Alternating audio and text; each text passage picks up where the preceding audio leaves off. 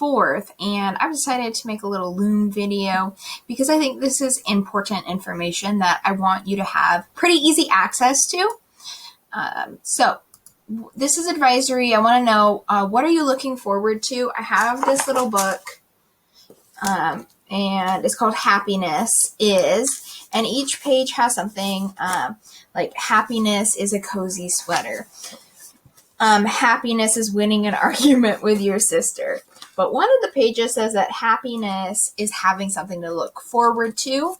And I believe that's really true. Having something to look forward to means that you have hope.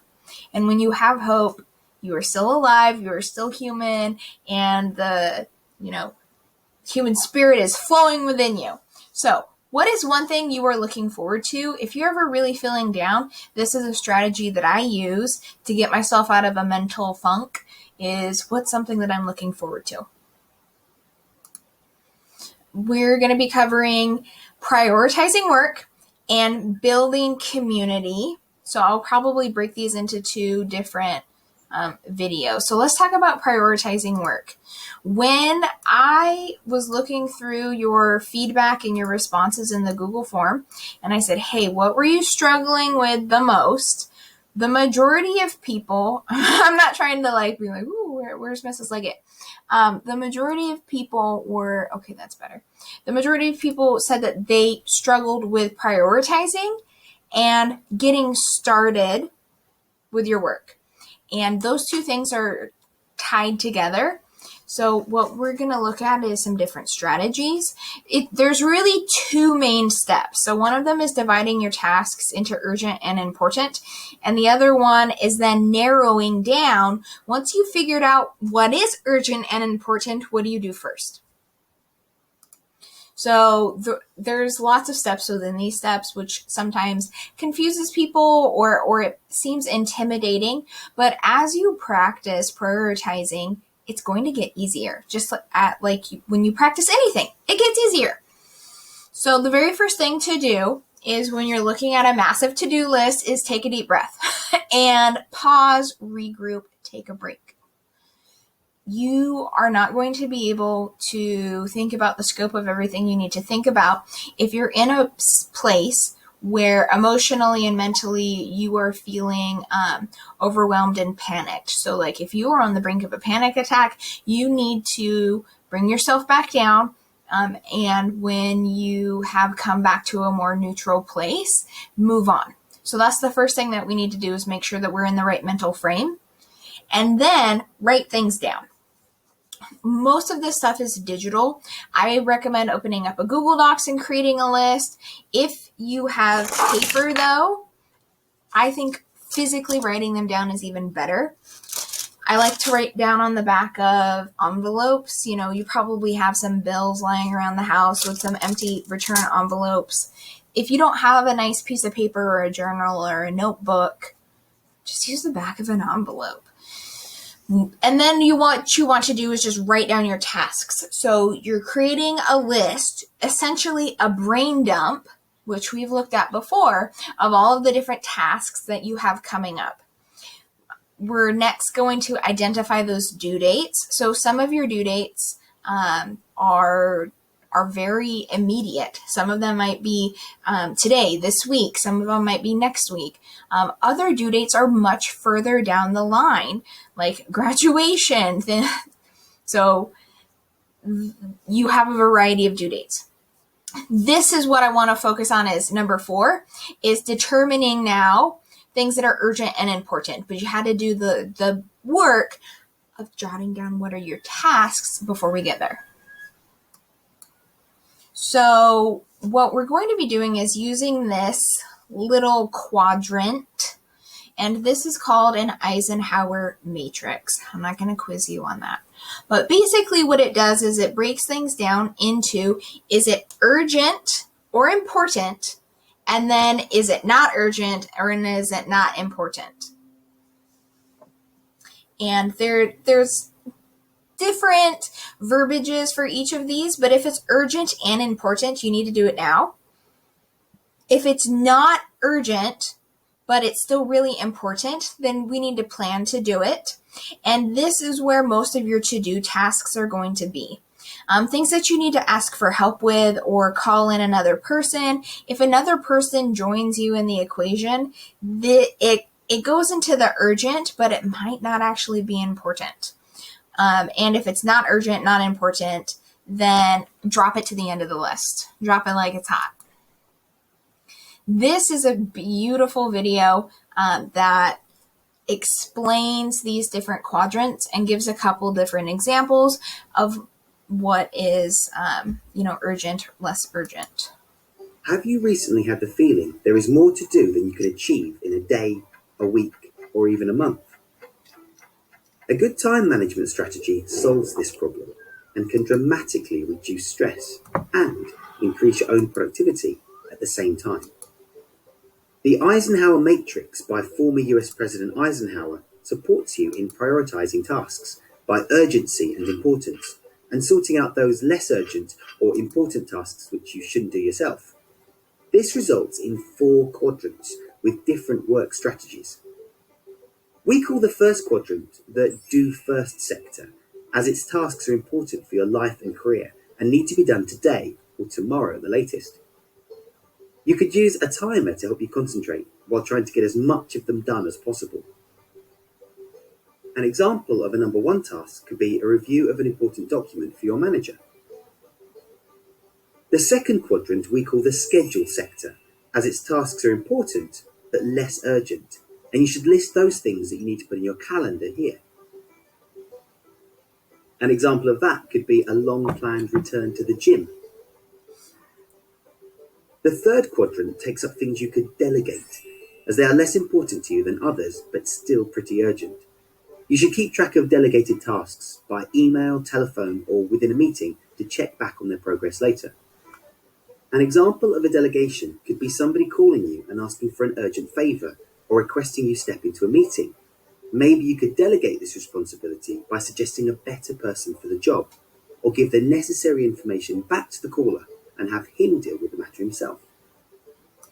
So this quadrant is when someone else is getting involved. So that could be like your sister coming in and demanding that she borrow your sweater. This could be your friend asking you about help with their love life. This is when, yes, you could be the person, but maybe you need to say, I know that this is your urgent, but this isn't my urgent. So can someone else do it, or can I get back to you a little bit later? The fourth and last quadrant is there to help you sort out and eliminate the things that you really shouldn't do at all. Discover and stop bad habits like surfing the internet without a reason, or other forms of procrastination like gaming too long, just to find an excuse for not being able to deal with important tasks in the first and second quadrant. And that's it. Give it a try yourself. Okay. So this was a nice breakdown. Have you recently had the feeling there is more to do than... So in that top quadrant, emergencies, deadline, crises, like, did you cut your hand off? Do you need to go to the hospital? No. Okay. Well then, what is due this week? So when you write down your list, I want you to think of it as putting work in this urgent and important category if it has a deadline within a week. If it's longer than a week, then let's move it to number 2. So things that need to get done, but not right this minute. Maybe they do need to get done today. Maybe they need to get done tomorrow. Sometimes you could push it a little bit. So this window and this time frame, it depends on each person. It depends on, are you sitting down and are you doing this per week, or are you doing this per day? So I really suggest that you push something out if it's due within a week or more. Make sure that you are accomplishing the things that are due sooner before you focus on the stuff that's due later. Also your routine. So things that are important to you, like going on a run or making your bed, but you don't have to do them that second. You could do them a little bit later in the day. So things that are not important but urgent, that's often somebody else's urgent. But I hate saying like not important, it's not as important. But this includes sometimes like busy work, like checking emails. It could be preparing meals. Going to the bathroom is urgent. It is important, but sometimes you can it's hard to explain. You can push it off for a minute. But interruptions like siblings asking you to borrow your clothes, friends asking you for advice, those are things where it's like, I recognize that is urgent for you, but for me right now, that's not in my top 2 quadrants. What we really want to focus on is getting better at keeping the stuff that's in the bottom quadrant in the bottom quadrant. So that is time wasting, gossip, trivial things that are a waste of time and energy. It doesn't mean you can't do them, but you need to be really careful about keeping them in the box. Put that baby in that corner. That was a bad reference to Dirty Dancing. So things that you could do, like going through your junk mail, well, that's not necessary. You could chat about other people's love lives that don't affect you. That's not 100% necessary to talk about your friend's cousins' love life. At a certain level, perfectionism is a waste of time. When it is already good enough to get the A or the B, you gotta let it go. And if you spend whole afternoons on TikTok and Netflix, that's when this really turns into this fourth, not third category of things. That this is often stuff that you can schedule in as a little break. So after you accomplish one of your urgent tasks, then you can spend 5 minutes doing these things. Or these are really nice rewards at the end of the day. So what really ends up happening is the stuff that needs to get done is up here, but it's not always the stuff we want to do. The stuff we want to do is in the bottom quadrant, but it's getting in the way of us getting the things done that we need to do. So if you had to divide it, I would say things that need to get done are up here. Things that you want to get done are down here. So this is another example of somebody's idea of things that they would like to do and need to do. What I wanted you to do is to take a minute and look at these. Where would you put them? I think this is a really important piece. So where would you put these? Let's pretend it's 5 p.m. on Monday, the first day of the trimester. You have a 10-point assignment and it's due that day. You have a 50-point quiz, but that's not due until next Friday. You have Christmas gifts you need to buy and wrap. You have required sessions that you need to attend. You need to clean your room. Your Insta's blowing up and you need to make dinner tonight. It's your turn. So where do these things go? Take a minute and think about that. When you're ready, I will show you my suggestions. So my suggestion is this. Things that need to get done right now is that 10-point assignment and a required session. If you have a required session that day, okay, it's not going to be after 5 p.m. But if you have a required session, then you need to do that one now. Things that will happen to do it soon. Your quiz that's coming up, that's in your do it soon. And to make dinner is probably, you're going to have to do it today, but it can wait a little bit. Things that you might need to reach out for help. You could delegate making dinner to someone else. You could ask your mom or your dad, hey, is Papa Murphy's good tonight? I know I'm supposed to make dinner, but I have an assignment due at 10 o'clock tonight. So is it okay if we do XYZ? If you need to reach out to your teacher about that bigger quiz, then that's something that you want to do. And ask for help. Christmas gifts. Christmas gifts are down here though. So you could, what I do is I go in with my sister and we're like, hey, what are we getting for mom and dad? And then we make a plan. You get this part and you get this part of the gift. And then eventually it all gets to them. And things that you want to really wait for last is right now at the beginning of the month, Christmas gifts are important, but you can still put them off a little bit. What you might have going on is your room does need clean, but you have due dates before then. And of course, you're going to want to check your Instagram. But you should really make sure that that assignment gets done, and then you could use that as your reward. However, these change based on your circumstances. So this is me thinking what this would look like for a typical person on the first day of the trimester. This is what I would say. However, once we have things organized into our idea of what's important to do now or to do it soon, this is where some flexibility happens, is that you have to find what works best for you. Deadlines change based on the day of the month that it is. So tidying your room, for example, might not be very important unless you've been asked to do it 10 times and your parents said that if you don't get it done by today, your phone's going away. Then that gets bumped up to a higher priority. Buying Christmas gifts is not a higher priority right now, but maybe by the 18th or the 20th, that's a much higher priority that you would want to do. Some people like to, once they figured out what goes in that top category of to do now and to do later, they might organize it by which assignments are small or easy, quick to do, which assignments take longer to do. Some people also will tackle the assignment by what's worth the most points. When you start finding yourself drowning, I suggest that you tackle assignments that are worth the most points because that's going to help you grade-wise.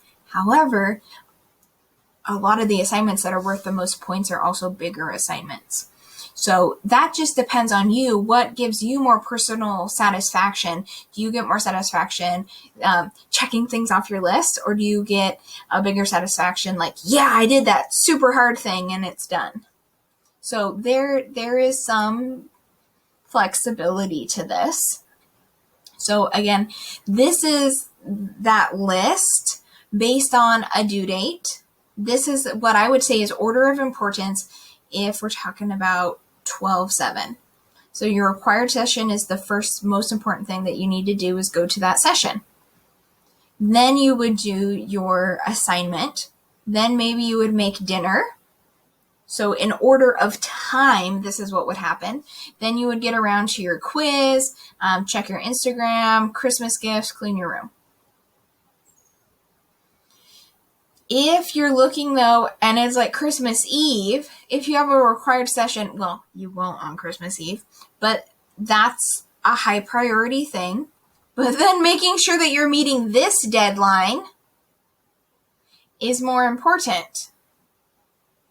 And so it depends on the day which things are the most important. And that's one of the reasons why it's really hard sometimes to prioritize, because you can also prioritize things by point value. So if you're structuring by point value, then you would actually do that big quiz first. And then you would go back and do that 10-point assignment. And you might actually miss a required session or do these before the required session. So there's different ways that you can prioritize things.